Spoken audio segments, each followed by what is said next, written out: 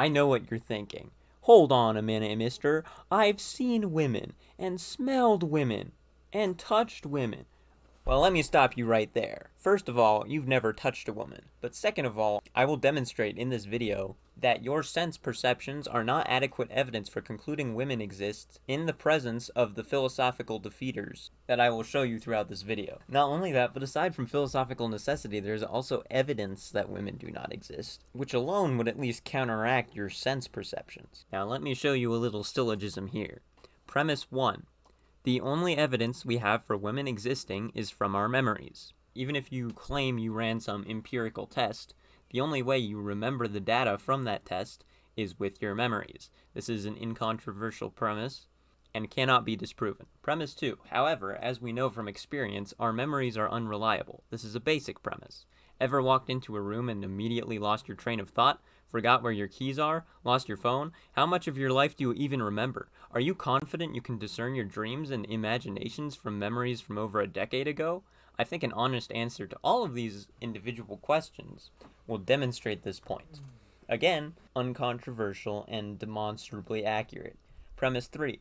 Since memory is unreliable, the only evidence you have for women is unreliable. This naturally follows from premises 1 and 2. Premise 4. We should not believe something based on unreliable evidence. So in conclusion, we should not believe women exist, and it is irrational to believe they exist, because there is no good supporting evidence for women. Some people think they remember Bigfoot walking about, but that's the only evidence for Bigfoot. So, got him. Now, I know what you're thinking right now, which is that, hey, you said you were going to prove women don't exist. You can't just dismiss their existence without showing a defeater. And I am going to show defeaters. I am an a-womanist, okay? I am not an agnostic about women. I am not agnostic about the existence of women. I don't think it's possible they exist. I think it's impossible that they exist. But before we get into the philosophical defeaters, I want to run you through a probability argument from solipsism. Premise 1. There is no way to disprove solipsism, which is the belief that I am the only conscious mind, nor is there any good evidence against it. Premise 2. Women have minds. Premise 3. If you can't prove there are other conscious minds, which is disproving solipsism, you cannot prove there are other people than me. Premise 4. I am male, not female. Premise 5. Therefore, you cannot prove the only mind I know exists is a female. Conclusion, it is impossible to demonstrate women exist. This argument shows that not only is there no good evidence for women existing, it is impossible for there to be good evidence for women existing, because you cannot demonstrate that I am not the only mind. One last argument before we get into the philosophical defeaters, which is from probability. This argument is taken from one of the greatest contemporary philosophers of our time, Hound of Heaven, which this video was inspired by. The video will be linked in the description, so you should go check it out. Premise 1. Women allegedly make up about 50% of the population. Premise 2. There has never been a woman president, yet there have been over 40. Premise 3. If women existed, statistically, it is likely they would make up half of the presidencies. Conclusion, it seems unlikely women exist. So not only have we established that there is no good evidence for women, we've also established that it is impossible for there to be good evidence for women, but now we've also established that it is not likely women exist by prior probabilities. Alright, the final thing before the philosophical defeaters is establishing an epistemological principle. If logic tells us something is true, while empirical data tells us something else, we ought to side with logic. For example, if logic tells us 1 plus 1 equals 2, while our senses and or memories in the moment tell us 1 plus 1 equals 3, we should listen to logic as it necessarily demonstrates 1 plus 1 equals 2, while our senses may always be mistaken via hallucinations or other methods. Something that must necessarily be the case must always take precedence over evidence which could be contaminated by delusions. Now, here's the first argument from radical leftism. We're going to go over several different arguments here, several different defeaters, and some of them are based off different definitions of womanhood, because I know that there are different definitions out there. So the first argument is under the definition of radical leftism. Premise 1. If a woman is defined according to modern leftist ideology, then the word woman is defined as an identity of an individual, or how an individual chooses to identify. Premise 2. Identities of individuals do not generate existence in objective reality, nor do ideas or feelings in a person's mind generate something external to the mind. Thoughts are not actual concrete objects. Premise 3. Women do not exist in objective reality, but are at best imagination or a concept or feeling. This is based off the leftist definition of womanhood and necessarily follows from both premises. Therefore, the conclusion is that women are not real. The second argument is from the conservative side, and it's the first argument from infertility, and it's also from Google definitions. Premise 1. If we define women according to the political right, and almost every dictionary, including Sheikh Google, woman is defined as an adult human female. Premise 2. Female is defined as, according to the top definition by Sheikh Google, who, as we all know, their rulings are infallible for all definitions. The definition is of or denoting the sex that can bear offspring or produce eggs, distinguished biologically by the production of gametes that can be fertilized by male gametes. Thus, the word female is defined as being of the sex which is able to produce offspring. Premise 3. The actual definition we have to work with here, then, for woman is an adult human who is of the sex which can bear offspring or produce eggs, from 1 and 2. Premise 4. Something intrinsic to a definition must always be a part of that thing. For example, we do not define apples as red simply because a lot of them are red. There are many apples of other colors, and therefore apples are not, by definition, red, green, or any color. Premise 5. To be of something, you must have the characteristics of it. To be of beavers, you must be a beaver, etc., and have all the characteristics of beavers. Therefore, for someone to be of the sex of being a woman, you must be fertile, as that is how female is defined, which is ultimately the main crux of how woman is defined. Premise 6. There are infertile women who cannot produce eggs. Premise 7. Yet these people are still understood to be women. Premise 8. Therefore, there is a contradiction in womanhood. This follows naturally from all the premises.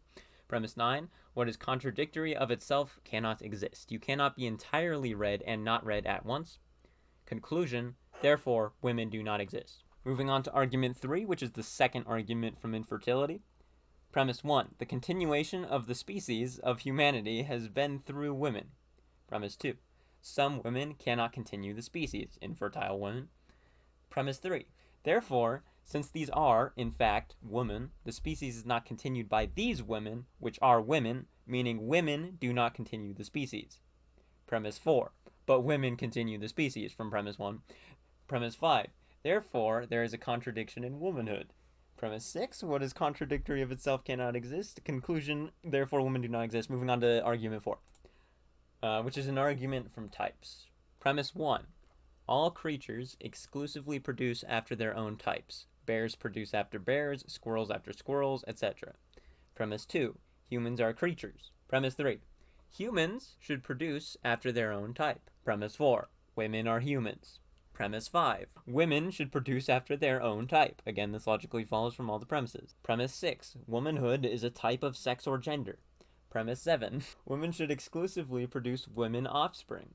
Premise 8. Yet women never produce woman offspring. A male is obviously not a woman, but even when she produces female babies, they are not adults. And since a woman is an adult human female, a woman cannot produce women.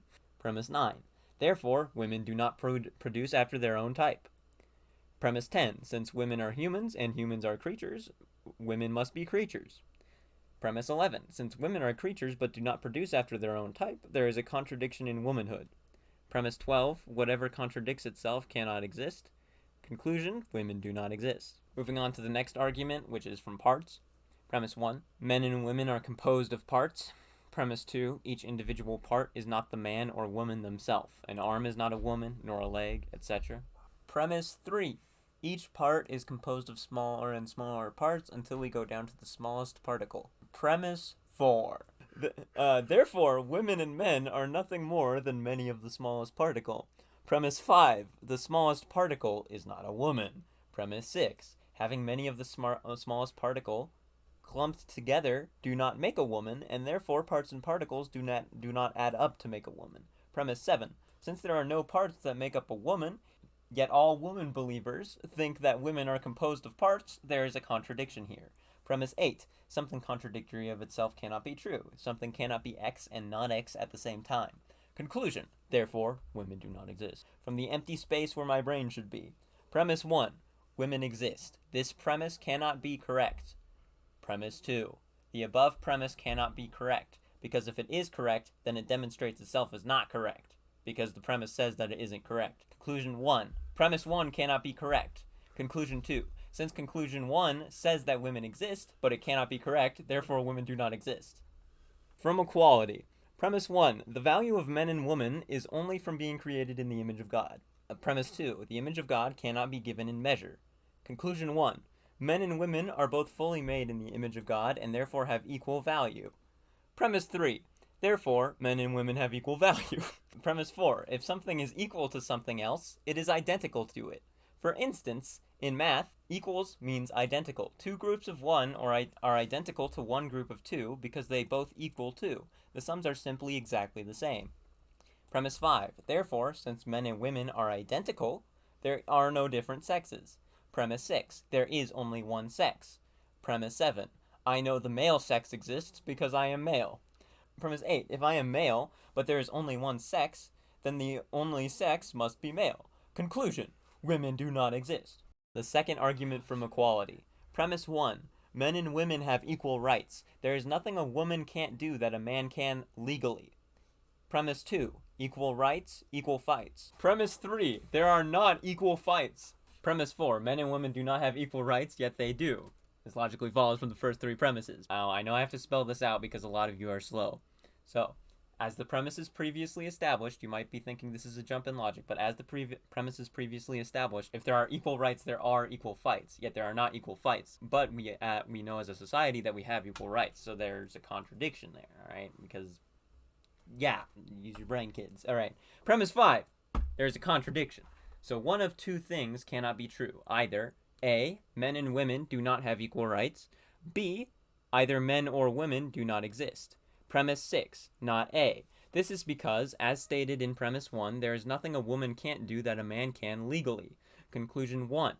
Therefore, B, one sex does not exist. Premise 7, I am male. Premise 8, therefore I know that at least one male exists. Conclusion 2, by process of elimination, women do not exist.